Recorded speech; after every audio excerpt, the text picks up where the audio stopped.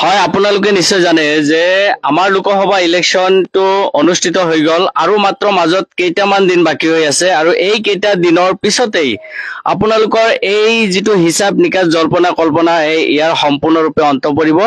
আপোনালোকে নিশ্চয় লাইভত দেখি আছে, মই একেবাৰে ভিতৰুৱা অঞ্চল এটাত প্ৰৱেশ কৰিছো আৰু এই অঞ্চলৰ পৰা কিছুমান ব্যক্তিৰ পৰা মই জানিব বিচাৰিম যে আচলতে এই যিটো লোকসভা ইলেকশ্যন, এই ইলেকশ্যন সম্পৰ্কে আমাৰ যি অংক, সেই অংকখিনি কেনেকুৱা ধৰণৰ শুদ্ধ হৈছে বা আমি কিমান দূৰ সফল অংক কৰিবলৈ সক্ষম হৈছো আৰু আমাৰ জনসাধাৰণৰ ফালৰ পৰা কেনেকুৱা ধৰণৰ অংকখিনি কৰিছে, এই তথ্যখিনি মই লোৱাৰ কাৰণে চেষ্টা কৰিম।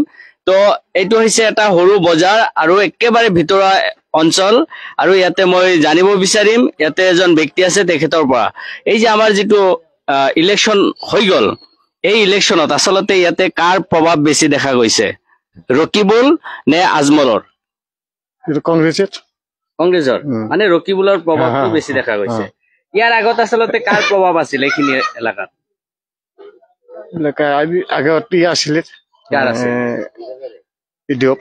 ইডিএফৰ আছিল।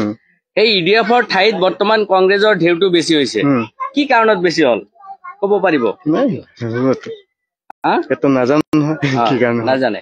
তো ধন্যবাদ জনাইছো, আপুনি নিশ্চয় কৈছে যে ইউডিএফৰ ঘাটিত মানে কংগ্ৰেছৰ ঢেউটো বেছি হৈছে। ইয়াতে আৰু এজন ব্যক্তি বহি আছে, তেখেতৰ পৰা মই জানিব বিচাৰিম এই যে আমাৰ যিটো লোকসভা ইলেকশ্যন হৈ গ'ল, এই ইলেকশ্যনত আচলতে ইয়াতে কাৰ ঢেউ বেছি দেখা পাইছে আপুনি?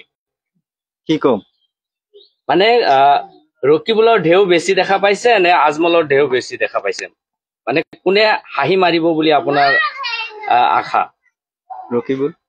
ৰকিবুলে এতে মেক্সিমাম মানুহে মানে ৰকিবুলক সাপোৰ্ট কৰিছে, হয়নে? তো আচলতে ৰকিবুলক সাপোৰ্ট কৰাৰ কাৰণটো কি? যেহেতু সি নতুনকৈ আহিছিল, মানুহখিনিয়ে অলপ ভাবি চিন্তি হেৰি কৰিব লাগিছিল, সিদ্ধান্ত কৰিব লাগিছিল, কিন্তু ৰকিবুলক যথেষ্ট সংখ্যক মানুহে সাপোৰ্ট কৰা দেখা গৈছে। কাৰণটো কি ক'ব পাৰিব? কেনেকে কম? নাই, আপোনাৰ ইণ্টাৰেষ্টটো কিয় তাৰ প্ৰতি হৈছিল? যেহেতু কেণ্ডিডেট আৰু বহুত আছে। নাজানো, আগৰে পৰাই কৰে নে নতুনকৈ কংগ্ৰেছত হেৰি কৰিছে? আগৰে পৰাই কংগ্ৰেছক সাপোৰ্ট কৰে নে নতুনকৈ কৰিছে? আগৰে পৰাই। ধন্যবাদ জনাইছো। নিশ্চয় আমাৰ ইয়াত আৰু বহু কেইজন ব্যক্তি আছে, তেখেতসকলৰ পৰা আমি জানিব বিচাৰিম। আপোনালোকে নিশ্চয় লাইভ কথাখিনি জানি আছে। ইয়াতে হয়তো এজন অসুস্থ ব্যক্তি বুলিয়ে ক'ব লাগিব।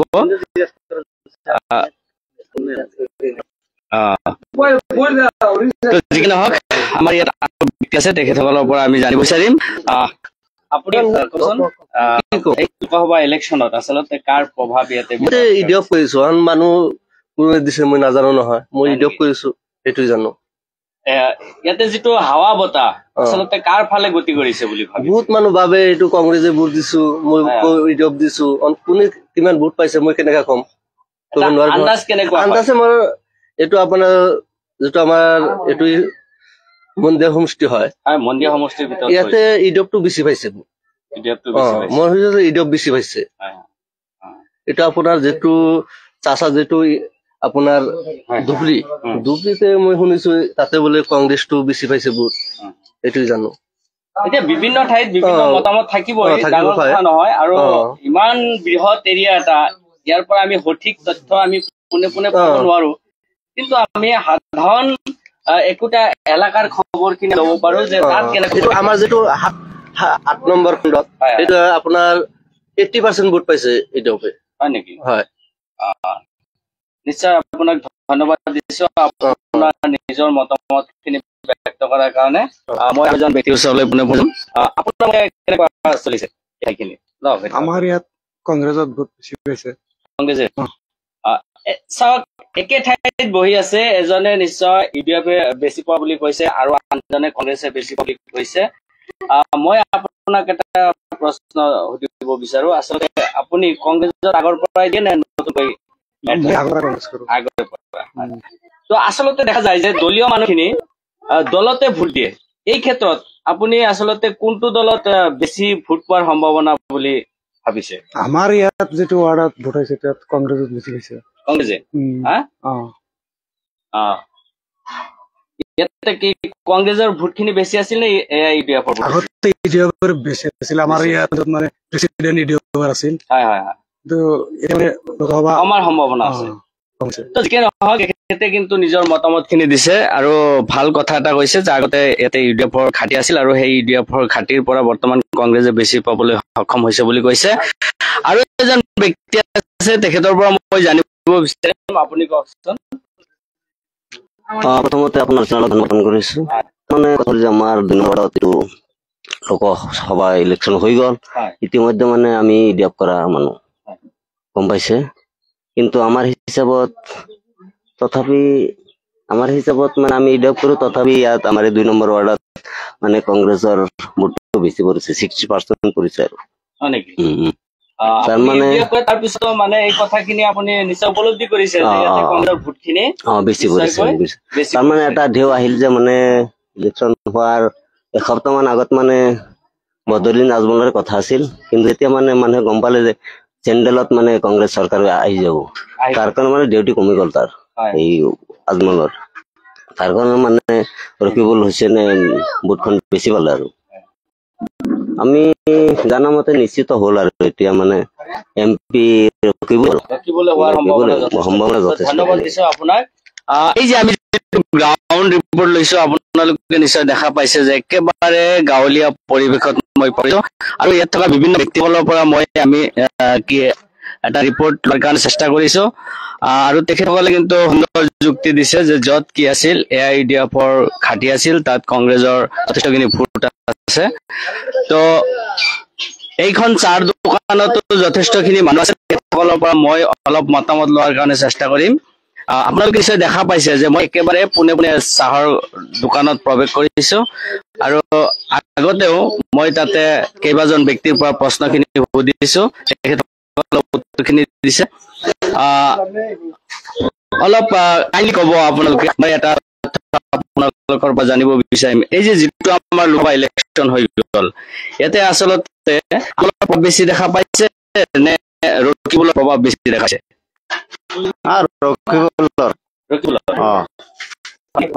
তো ইয়াতে আগত কি AIUDF বেছি আছিল, কংগ্ৰেছ বেছি আছিল? নাই, ইয়াতে আগৰ পৰাই কংগ্ৰেছ বেছি।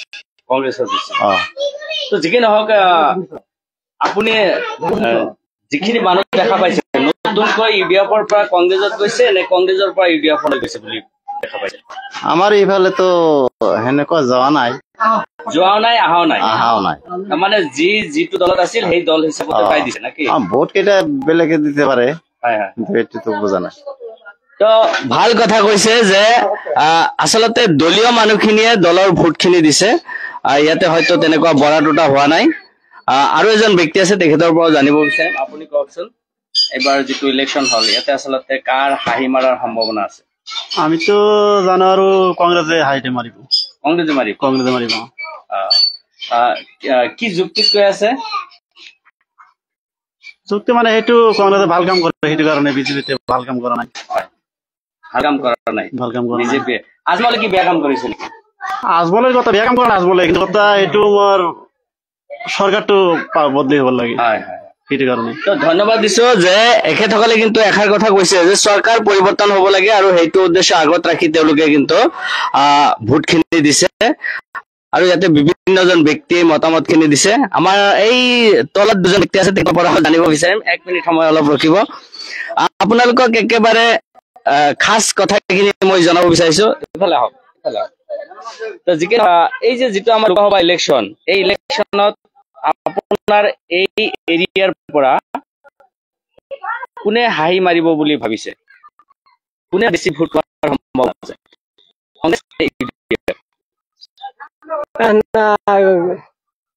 কি কম,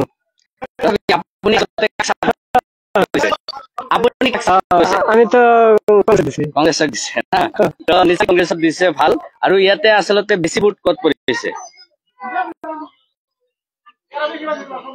আপোনাৰ মতামত অনুযায়ী কোনে বেছি পোৱাৰ সম্ভাৱনা, কি বোলে নে আজমলে বেছি পাব? আমি দিয়েছি সেইটা আমি তো আচলতে এই যে ৰকিবুল আৰু আজমল আজমলক বিভিন্ন জনে ভোট দিছে এতিয়া কথাটো হল যে কংগ্ৰেছটো আপুনি কি আগৰ পৰা কৰে নে নতুনকৈ কৰে কংগ্ৰেছ আগৰ পৰা কৰে নে নতুনকৈ কৰি আছে আগে থেকে আগৰে পৰা তো ধন্যবাদ জনাইছো আপোনাৰ মতামত খিনি ব্যক্ত কৰাৰ কাৰণে ইয়াতে বহু কেইজন ব্যক্তিৰ পৰা আমি মতামত খিনি খুব গাঁৱলীয়া পৰিৱেশত ধুনীয়াভাৱে আমি মানে খুব ভালকৈ মতামত খিনি লৈছো একেবাৰে খাস যিটো ৰিপৰ্ট সেই ৰিপৰ্ট খিনি মই লবলৈ সক্ষম হৈছো আপোনালোকে নিজৰ নিজৰ ঠাইৰ মতামত খিনি কমেন্টত জনাব আৰু বিশেষকৈ আমি সকলোৰে পৰা আসল তথ্যখিনি দিয়াৰ কাৰণে চেষ্টা কৰিছো এটা আমাৰ ভাই আৰু এজন থিয় হৈ আছে বৰ্ডে ইফালে কওকচোন আচলতে যিটো ইলেকশ্যন হল আপোনালোকৰ এই ঠাইখনে বেছি সম্ভাৱনা আছে কংগ্ৰেছ এতিয়া আপুনি কাক সাপোৰ্ট কৰিছে একো নাই এইটো নিজৰ মতামত